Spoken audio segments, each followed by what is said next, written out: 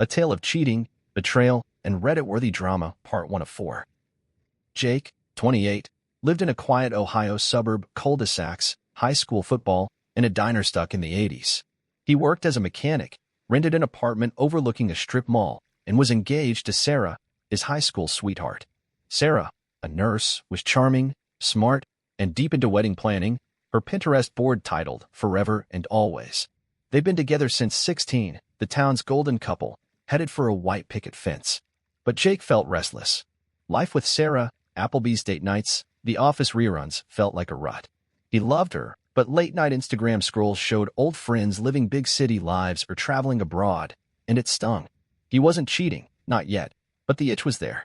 Then came Mia, 24, the new barista at Jake's daily coffee spot.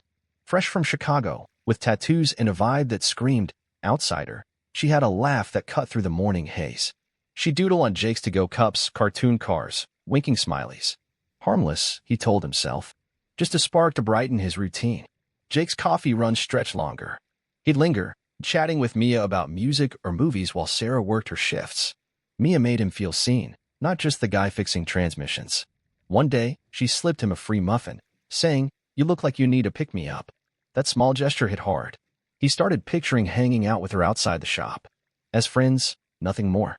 Then Mia's number appeared on his receipt instead of a doodle. He didn't text right away. For days, his phone felt like a ticking bomb as he worked or ate with Sarah. One night, with Sarah asleep during another office rerun, he texted Mia, "Hey, it's Jake. You ever check out that new bar on Main?" Her reply was instant. "Yo, Jake. Took you long enough. That place is dope. Wanna grab a drink?" His heart raced. He typed, "Maybe. I'll let you know," and hid his phone like evidence. Just a drink, he reasoned. Sarah wouldn't mind. They were solid. A week later, Jake was at the bar with Mia. He'd happened to stop by after work when she was free. The place was hipster, Edison bulbs, overpriced IPAs, not his scene, but Mia owned it. In her leather jacket, she shared stories of Chicago raves, her eyes electric.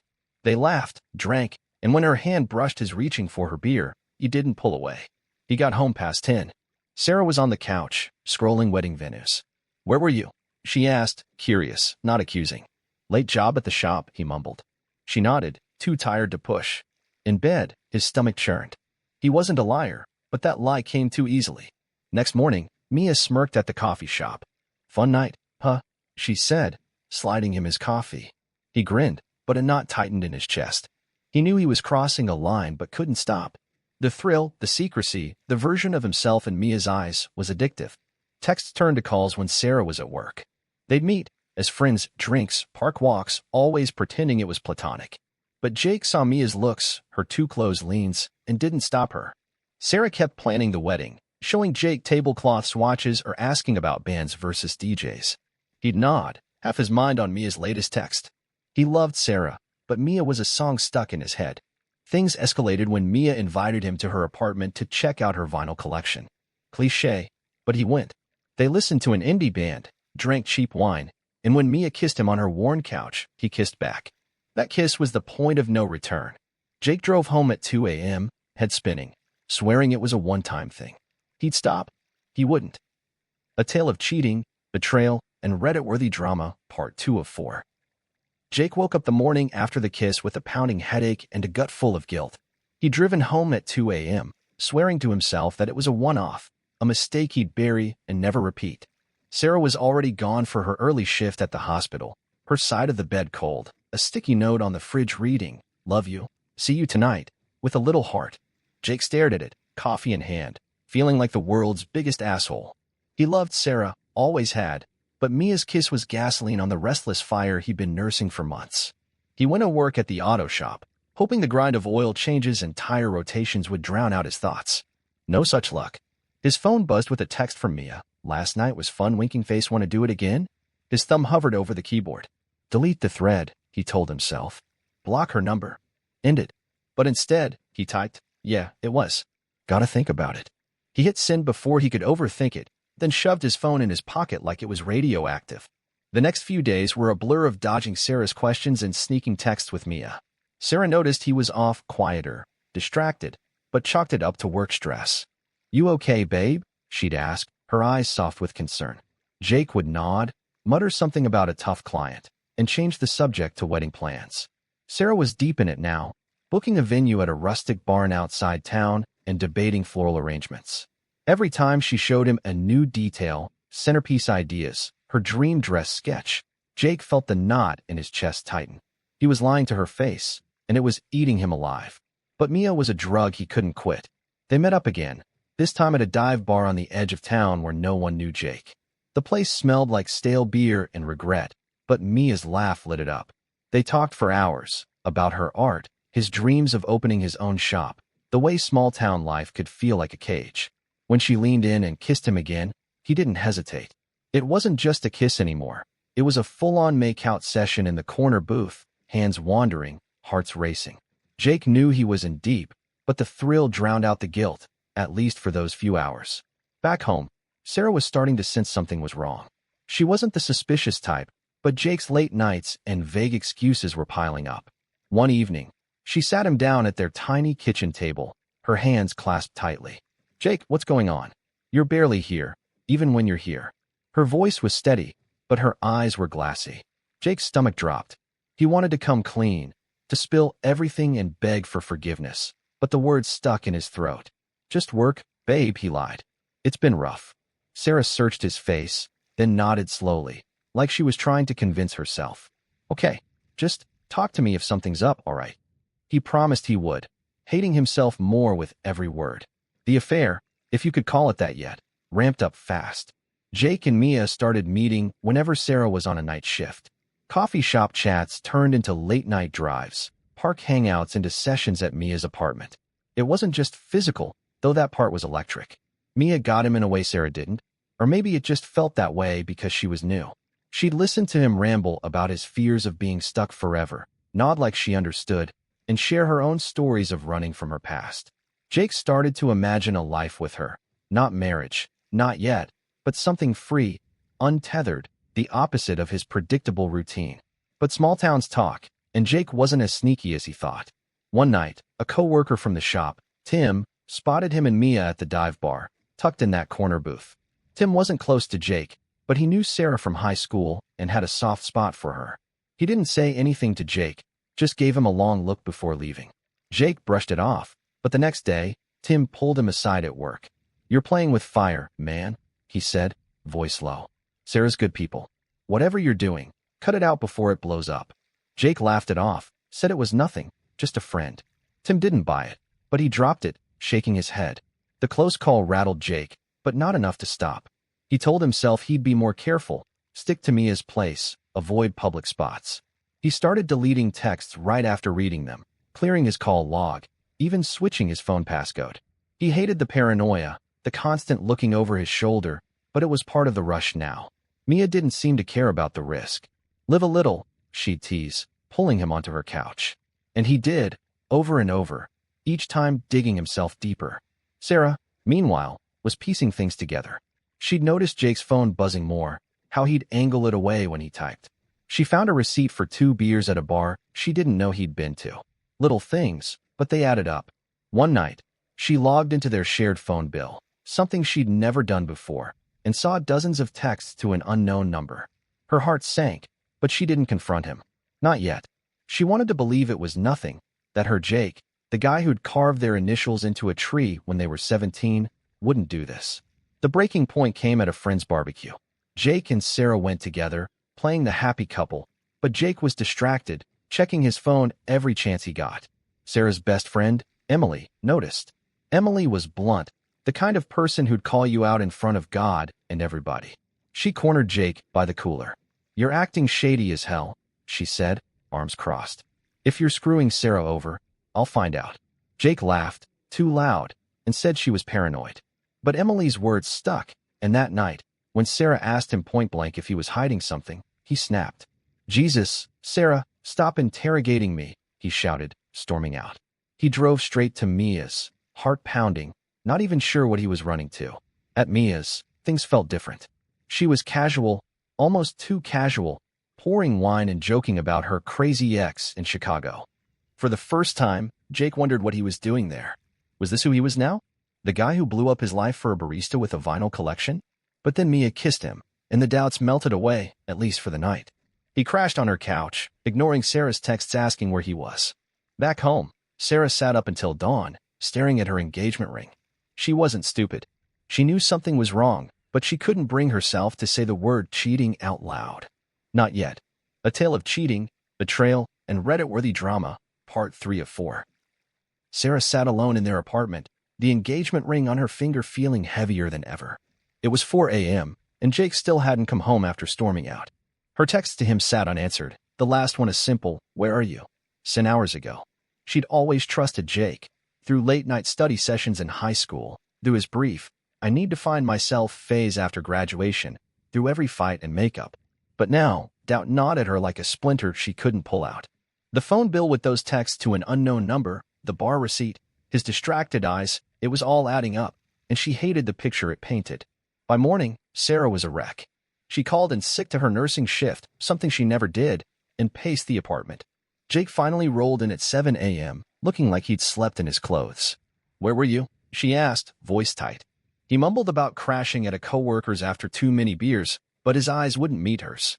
Sarah wanted to push, to scream, to demand the truth, but fear stopped her. What if she was right? What if the life she'd been building with Jake was a lie? She let him shower and crash on the couch, but the silence between them was louder than any fight. Jake, meanwhile, was drowning in his own head. Crashing at Mia's had been a wake-up call, but not the kind he needed. Instead of pulling back, he doubled down. Mia was his escape, the one place where he didn't feel like a failure or a fraud. With her, he wasn't the guy letting Sarah down or lying to his own heart. He was someone new, someone alive.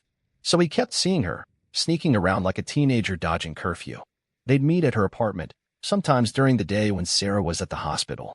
Mia never asked about Sarah, never pushed for more than what they had, and that made it easier for Jake to pretend this wasn't a full-blown affair. But small towns have eyes, and Jake's luck was running out. Emily, Sarah's best friend, was on a mission. She'd never liked Jake much, thought he was too cocky in high school, and his shady behavior at the barbecue had her radar pinging. She started asking around, casual-like, dropping Jake's name to mutual friends. It didn't take long for a barista at the coffee shop, not Mia but a coworker, to mention Jake's long chats with the new girl. Emily's blood boiled. She didn't have proof, not yet, but she wasn't about to let Sarah get played. Emily cornered Sarah at their weekly brunch, away from Jake's excuses. "You need to check his phone," Emily said, cutting through Sarah's deflections. "He's hiding something, and you know it." Sarah resisted. Snooping felt wrong, like betraying the trust she'd built with Jake over a decade. But Emily was relentless. "You're not crazy, Sarah. You're not imagining this. Protect yourself." That night, Sarah waited until Jake was asleep, his phone charging on the nightstand.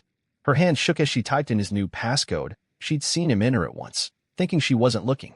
The screen lit up, and there it was, a thread of text with Mia coffee, full of flirty emojis, late-night plans, and a photo of Mia in a leather jacket, smirking. Sarah's world tilted. She scrolled, heart racing, reading messages that confirmed her worst fears. "Miss you already," Mia had written after a movie night at her place. Jake's reply, "Same. Can't wait to see you again." Sarah felt sick but kept going, piecing together a timeline of lies, nights he'd claimed to be at work, days he'd said he was with friends. She didn't sleep that night, just sat on the bathroom floor, staring at the ring she'd worn for 2 years. The next day, Sarah didn't confront Jake. Not because she was weak, but because she needed a plan. She wasn't the type to scream and throw things. She wanted answers, and she wanted to keep her dignity. She started gathering evidence, screenshots of texts, the bar receipt she'd kept, even a note of the times Jake was working late. She confided in Emily, who was ready to march over and deck Jake herself, but Sarah held her back. "I need to do this my way," she said, voice steady despite the tears. Jake, oblivious, kept spiraling. He was in too deep with Mia, caught between guilt and addiction. He started skipping work to spend afternoons at her place, telling himself he'd fix things with Sarah later. But Mia was changing too. She'd been casual at first, happy with their no-strings vibe, but now she'd drop hints about where this was going. One night, over pizza at her apartment, she asked, "You ever think about leaving her?" Jake froze. He hadn't thought that far. He loved Sarah, didn't he? But Mia's question hung in the air, and for the first time, he didn't have an answer. The House of Cards started crumbling at a town festival, one of those corny events with hay rides and apple bobbing. Jake and Sarah went together, playing the part of the happy couple for the neighbors. But Mia showed up, uninvited, with a friend from the coffee shop. Jake spotted her across the crowd, laughing by the cider stand, and his heart stopped. He tried to steer Sarah away, but Emily was there too, and her eyes locked on to Mia like a heat-seeking missile. Emily whispered something to Sarah, who went pale but kept smiling for the crowd. That night, Sarah confronted Jake. No yelling, no tears, just a quiet, "Who's Mia?" Jake's mouth went dry. He tried to play dumb, just a barista. Why?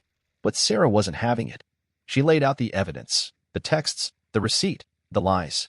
"I trusted you," she said, voice breaking. "I thought we were forever." Jake stammered, caught, but instead of coming clean, he doubled down. "You're blowing this out of proportion," he snapped. "She's just a friend." Sarah stared at him, then walked out, grabbing her keys and leaving him in the silent apartment. Jake didn't chase her. He sat on the couch, head in his hands, knowing he'd screwed up beyond repair. He texted Mia, needing her to ground him, but her reply was cold. "Sounds like you've got drama. Call me when you figure it out." For the first time, Jake saw Mia's detachment for what it was. She wasn't his savior, just a player in his self-destruction. Sarah drove to Emily's, where she crashed and cried until her voice gave out. Emily was ready to rally the troops, but Sarah needed time. She wasn't sure if she wanted to end it or fight for Jake. But one thing was clear, the boy she loved since high school was gone, replaced by a stranger who'd broken her heart. As she stared at her ring, now tucked in her pocket, she wondered if she could ever trust again. Sarah didn't come home that night. Jake sat in their apartment, staring at the empty couch where she usually curled up with her wedding planner. Her absence was a punch to the gut, sharper than any fight they'd ever had. He'd blown it. Everything they'd built since they were 16, every promise carved into that tree, every dream of a life together. He thought about calling her, begging, but what could he say? Sarah had the texts, the receipts, the truth. He'd lied to her face, and now the silence was deafening. By morning, Jake was a mess. He hadn't slept. His phone was dead from refreshing Sarah's last text, "I trusted you," and Mia wasn't answering his calls. He drove to the coffee shop, desperate for Mia's reassurance, but she wasn't there. Her co-worker, the one who'd tipped off Emily, gave him a cold stare. "She's off today," she said, handing him his coffee with no doodle, no smile. Jake felt the walls closing in. He torched his life for a fling that was already fading. Sarah, at Emily's, was piecing herself together. She'd spent the night crying, but by dawn, something shifted. She wasn't the naive girl who'd fallen for Jake at a high school bonfire. She was a woman who'd put herself through nursing school, who'd planned a future with a man she thought she knew. Emily pushed her to kick Jake out, but Sarah wanted closure, not revenge. She drove back to the apartment, her engagement ring in her pocket, ready to face him. Jake was there, looking like he'd been hit by a truck. "Sarah," he started, voice cracking, but she held up a hand. "Don't," she said, calm but firm. "I know about Mia. I know you've been lying for weeks. Just tell me why." Jake's mouth opened, but no words came. Why? Because he was bored? Scared of being stuck? Chasing a rush? It all sounded pathetic now. "I'm sorry," he mumbled, head down. "I didn't mean for it to go this far." Sarah's laugh was bitter. "You didn't mean to cheat? To lie to my face? To let me plan our wedding while you were with her?" She pulled the ring from her pocket and set it on the table. "I'm done." Jake begged, tears, promises, the works, but Sarah was resolute. She'd seen enough. She packed a bag, left the apartment, and moved in with Emily while she figured out her next steps. Jake was left alone, surrounded by half-finished wedding plans and Sarah's forgotten sweater on the couch. He tried texting Mia again, but her replies were curt, distant. "I'm not into drama," she wrote. "You're cool, but this is too much." Jake realized Mia had never been in it for more than a fling. She'd been his escape, but he'd been her distraction. The town buzzed with the news. Small places don't keep secrets, and Emily made sure everyone knew Jake's betrayal. At the auto shop, Tim and the other guys gave him the cold shoulder.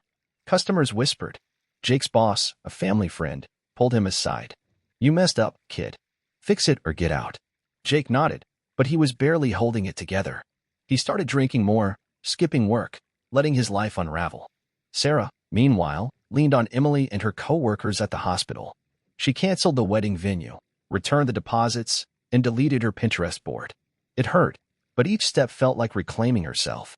She started therapy, something she'd never considered before, and began untangling the years she'd spent tying her identity to Jake.